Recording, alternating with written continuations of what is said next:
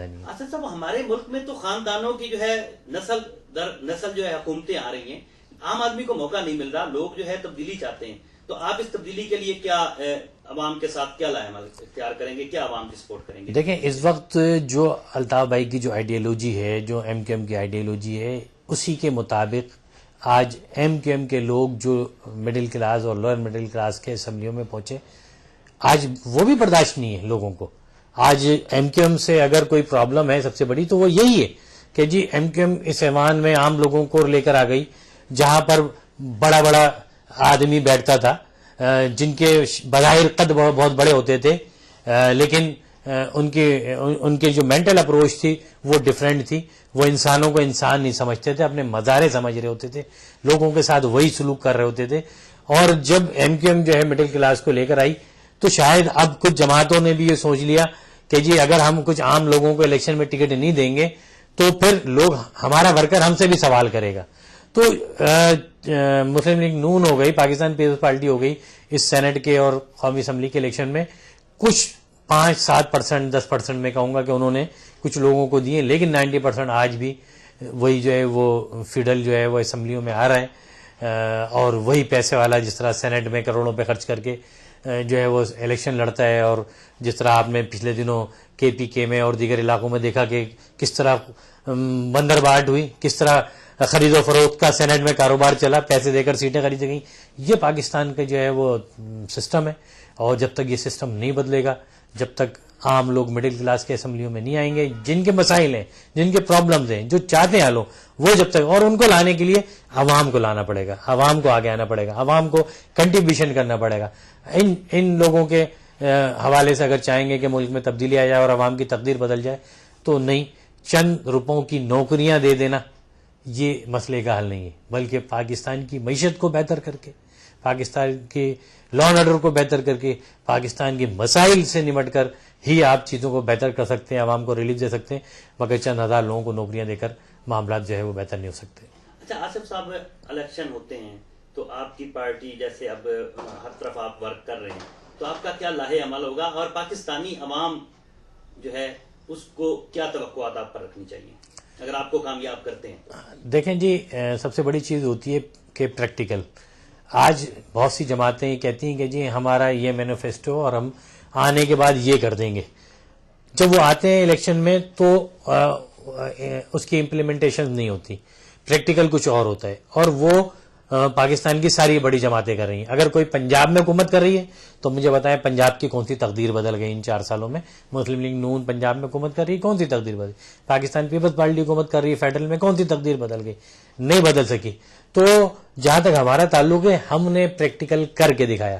جب city government, صرف city government M Q M کو پہلی دفعہ ملی تو ہم نے اسی شہر کو بنایا، اسی کو سنوارا، پیسے کو لگایا، اور اس انتہا تک کہ وہ میئر خواہ وہ فاروق ستار ہوں یا مصطفیٰ کمال ہوں، آج اس مصطفیٰ کمال نے اس کراچی کے نہیں، اس پاکستان کے پرسپشن کو دنیا میں بہتر کیا.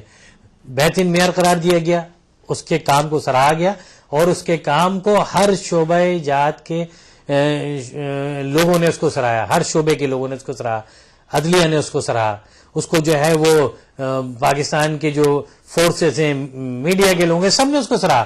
تو اگر اس کو سراہا تو یہی ہمارا ماڈل تھا کہ ہم نے وہ کام کر کے دیا. اگر ہمیں ملک کی سطح پر، ہمیں صوبے کی سطح پر اگر یہ اختیارات ملے تو انشاءاللہ یہ وقت بتائے گا. لیکن ہم یہ بتا دیں کہ پاکستان کے کو اکنامیکل کنڈیشن سے، اکنامیکل کرائسس سے باہر نکالنے کے لیے اگر کوئی جماعت ہے تو وہ ایم کیو ایم ہے، وہ اس کو نکال سکتی ہے. پاکستان کو موجودہ لا اینڈ آرڈر اور دیگر کرائسس سے، جو بین الاقوامی یہاں پر پریشر ہے، اس سے نکالنے کے لیے متحدہ قومی موومنٹ ہی نکال سکتی ہے. شرط یہ ہے کہ پاکستان کے عوام اگر یہ موقع فراہم کرتے ہیں، اور انشاءاللہ اگر یہ موقع کل ایم کیو ایم کو ملا تو ایم کیو ایم بالکل وہ کام کر سکتی ہے جو پاکستان اور پاکستان کے عوام کی ضرورت ہے، اور ایم کیو ایم ہی اس بات کی صلاحیت رکھتی ہے کہ وہ اس ساری چیزوں کو بہتر کر سکے. اچھا آصف صاحب، جو آپ کا وی این ہے، بالکل اس میں کوئی شک نہیں کہ ایک غریب آدمی کو بھی موقع ملتا ہے، ایک عام آدمی کو بھی. تو آپ کو کیا لگتا ہے کہ یہ جو سیاسی قوتیں پاکستان میں سیاست کے کنگ بیٹھے ہوئے ہیں، تو یہ ایسا چاہیں گے کہ ایم کیو ایم کی حکومت آئے پاکستان میں؟ دیکھیں، یہ ایسا سوال ہے کہ آپ نے بالکل صحیح کہا کہ جس طریقے سے میں اکثر کہتا ہوں کہ 2 کوٹھیوں کے درمیان ایک غریب آدمی اگر مکان بنا لے تو وہ کوٹھی والے کبھی بھی اس غریب آدمی کو نہیں رہنے دیتے, اس کا جینا دوبر کر دیتے. پاکستان کا جو یہ سسٹم ہے جس کو ہم اسٹیٹس کو کا نظام کہتے ہیں, جو فیڈلزم جو ہمارے یہاں قائم ہے, اور یہ 500 خاندان جو حکومت کر رہا ہے, دادا پردادا سے آج ان کے والد حکومت میں ہیں, آج وہ رول کر رہے ہیں, اور پھر اپنی اولاد کو جو ہے وہ لے کر آتے ہیں پڑھا کے باہر سے, اور پھر اس کو تیار کرتے ہیں ایم پی ایم اے کے لیے. اور سارے لوگ, میں آج پاکستان کے پرائم منسٹر سے لے کر نچلی سطح تک اگر دیکھے جائیں تو سب پورا خاندان حکومت کر رہا ہے. دو ایک ایک گھر سے دو 4 M P A M N A بنے ہوئے, سینیٹر بنے ہوئے. کچھ نہیں ہے تو ان کی بھابھی بھانجیاں سالیاں بہویں سب حکومت میں بیٹھی ہوئی ہیں. کسی کو جو ہے وہ اسمبلی میں, کسی کو بیوروکریسی میں انہوں نے ایڈجسٹ کیا ہے, کسی کو فورسز میں. یہ ٹرائیکا ہمارے یہاں, یہ جو ہمارا ٹرائیکا ہے یہ خطرناک ٹرائیکا ہے جو نہیں چاہتا کہ عام آدمی کو. تو ہمارے ساتھ بھی یہی سب کچھ ہے. جب ہم نکلنے کی کوشش کرتے ہیں, پنجاب میں کام کرتے ہیں, کراچی میں حالات خراب کر دیتے ہیں, کہتے ہیں جی دیکھیں ایم کیو ایم تو جو ہے لسانی جماعتیں کراچی تک محدود کی, اور ہمیں دیوار سے لگانے کی کوشش کرتے ہیں, کبھی کے پی کے میں, کبھی بلوچستان. یہ جو صورتحال ہے یہ بڑا لمحہ فکری ہے کہ یہ کبھی بھی نہیں چاہتے, اور یہ سب ایک ہوتے ہیں. یہ کوئی اپوزیشن نہیں ہوتی, اس میں سے کوئی حکومت نہیں ہوتی. اپنے مفادات کے لیے سارے فیڈل ایک ہوتے ہیں اور ساری جماعتوں میں بیٹھے ہوئے لوگ. اور جب کل ایم کیو ایم کھڑی ہوتی ہے تو یہ سارے کے سارے لوگ ایک ہو جاتے ہیں. تو ہمارے دیکھیں کوششیں ہیں, لیکن ہماری کوشش پائے تکمیل تک جب پہنچے گی جہاں یہاں کی عوام جو ہے وہ رسپانس دے گی, وہ ووٹ دے گی, وہ لے کر آئے گی. اگر ایم کیو ایم کو لوگ ووٹ نہیں دیں گے اور سوچیں گے کہ گھر پہ بیٹھ کر ان کی تقدیر بدل جائے, تو پھر تو تقدیر تو نہیں بدلے گی. جو بیج زمین میں جاتا فصل اسی کی نکلتی ہے. آپ جس جماعت کو ووٹ دے رہے ہیں وہی حکومت کرے گی نا. اگر وہ 64 سال میں تبدیلی نہیں لا سکی تو آج کیا لے کر آئے گی. تو اسی طریقے سے جو لوگ تبدیلی چاہ رہے ہیں ان کو چاہیے کہ پھر وہ نئے لوگوں کو آزمائے, اور نئے لوگوں کو ان کو جس نے کام کیا, جس طرح میں بتایا کہ ایم کیو ایم نے کام کیا, اس کراچی شہر کو بدلا, سٹی ناظم نے کام کیا, تو آپ کے سامنے پریکٹیکل ہے نا.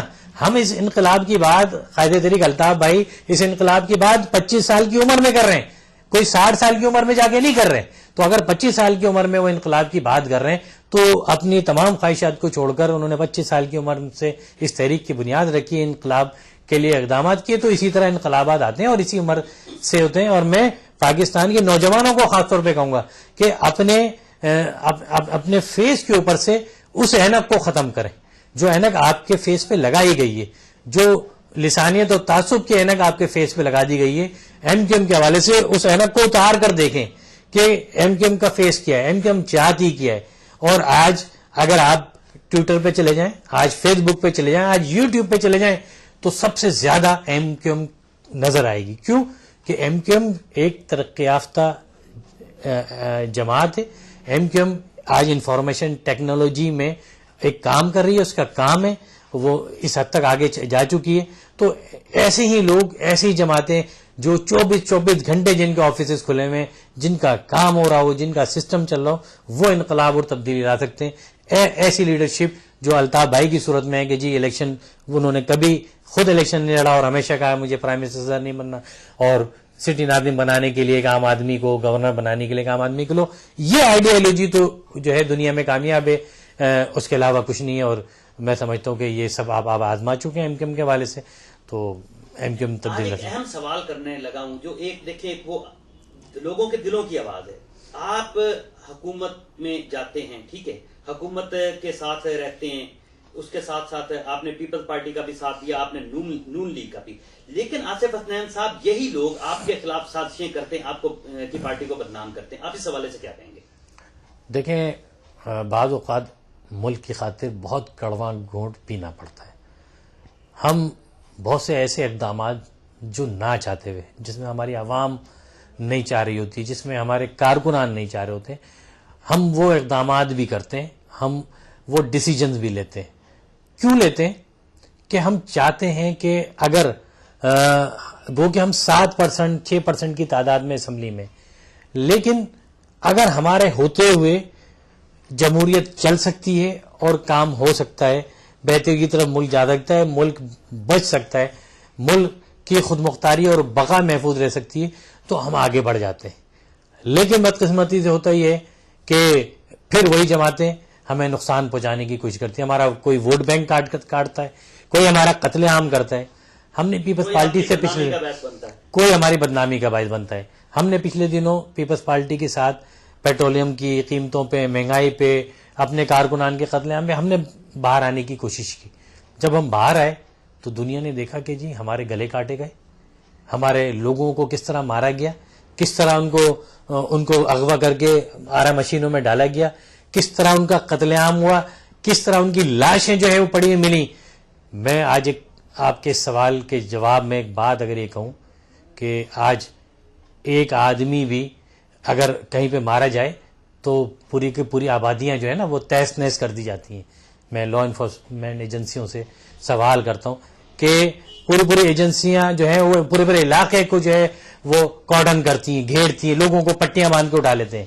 لیکن آج راکٹ لانچر ان کو نظر نہیں آ رہے, آج گرنیڈ ان کو چلتے ہوئے نظر نہیں آ رہے, ان کو اغوا ہوئے لوگ نظر نہیں آ رہے, ان کو آرا مشینوں میں ڈالے ہوئے لوگ نظر نہیں آ رہے, ان کو وہ لوگ نظر نہیں آ رہے کہ جن کو راتوں رات گھروں میں ان کے بچوں کو مار کر قتل عام کر کے نکالا گیا.